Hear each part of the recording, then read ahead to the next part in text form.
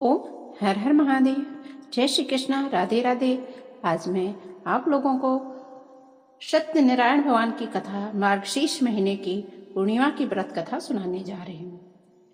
कथा करने से पहले आपसे निवेदन करना चाहती हूँ कि आप हमारे चैनल पर नए हैं तो कृपया करके लाइक करिए, सब्सक्राइब करिए, शेयर करिए, बेल आइकन को प्रेस कर दीजिए जिससे सारी नोटिफिकेशन आपके पास जाती रहे। पौराणिक कथा के अनुसार एक बार नारद जी भगवान विष्णु के पास बहुत ही दुखी होकर पहुंचे और कहा कि उनसे दुखी मनुष्यों के कष्टों को देखा नहीं जा रहा है। उन्होंने भगवान से कहा कि आप कोई ऐसा आसान उपाय बताइए जिससे कि लोगों का कल्याण हो सके। यह सुनकर के भगवान हरि ने कहा कि जो व्यक्ति सांसारिक सुख और मृत्यु के बाद मोक्ष प्राप्त करना चाहता है उसे श्री सत्यनारायण भगवान का पूजा व्रत करना चाहिए। भगवान विष्णु ने सत्यनारायण व्रत के बारे में विस्तार पूर्वक बताया। सत्यनारायण व्रत कथा का प्रारंभ विष्णु भगवान नारद जी के साथ वार्तालाप से होती है। श्री हरि नारायण व्रत एवं पूजन विधि के वर्णन के साथ राजा उल्कामुख, गरीब, लकड़हारा, निर्धन ब्राह्मण, साधु, वैश्य, लीलावती, कलावती, धनवान व्यवसायी, राजा तुंग ध्वज एवं गोपगणों की कथा तक है। कथा सार करने से यह निष्कर्ष निकलता है कि जिस किसी ने सत्य के प्रति श्रद्धा विश्वास किया उन सब के कार्य सिद्ध हो गए। जैसे लकड़हारा, गरीब, ब्राह्मण, उल्कामुख, गोपगणों ने सुना था। यह व्रत सुख, सौभाग्य, संतति और संपत्ति की प्राप्ति के लिए किया जाता है। तो सुनते हैं कि श्रद्धा, भक्ति तथा प्रेम के साथ सत्य व्रत का आचरण करने में लग गए और फलस्वरूप अलौकिक सुख भोग करके परम मोक्ष में, परलोक में मोक्ष के अधिकारी। साधु वैश्य ने भी यही प्रसंग राजा उल्का मुख से विधि विधान के साथ सुना, किंतु उनका विश्वास आधा अधूरा रहा। श्रद्धा में कमी थी। वह कहता था कि संतान की प्राप्ति पर सत्य व्रत पूजन करूंगा। समय बीतने पर उसके घर एक सुंदर कन्या ने जन्म लिया। उसकी श्रद्धालु भक्ति ने व्रत का याद दिलाती थी। उसने कहा कि कन्या के विवाह के समय करेंगे। समय आने पर कन्या का विवाह हो गया, किंतु उस वैश्य ने व्रत नहीं किया। वह अपने दामाद को लेकर व्यापार के लिए चला गया। उसे चोरी के आरोप में राजा चंद्रकेतु द्वारा दामाद सहित कारागार में डाल दिया गया।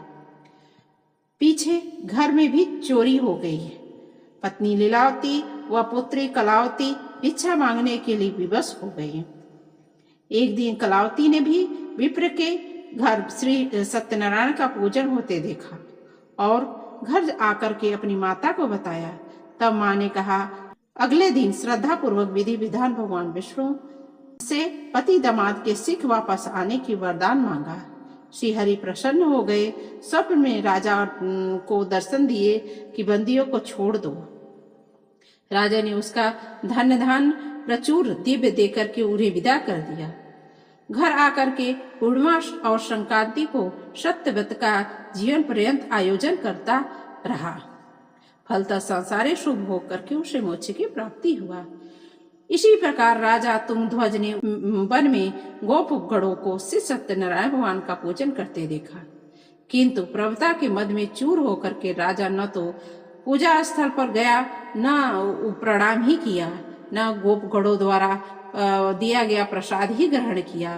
परिणाम यह हुआ कि राजा के पुत्र, धन धान, अश्व, गजादि सब नष्ट हो गए।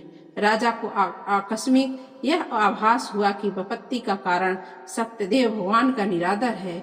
उसे बहुत पश्चाताप हुआ। वह तुरंत वन में गया। गोपगणों को बुला करके काफी समय लगाकर सत्यनारायण भगवान की पूजा की।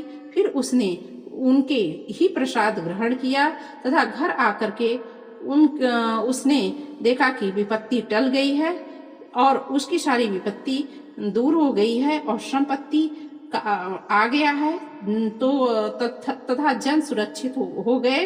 राजा प्रसन्नता से भर गया और सत्यनारायण के आचरण में निरत हो गया तथा सर्वदा सर्वस्व भगवान को अर्पित कर दिया।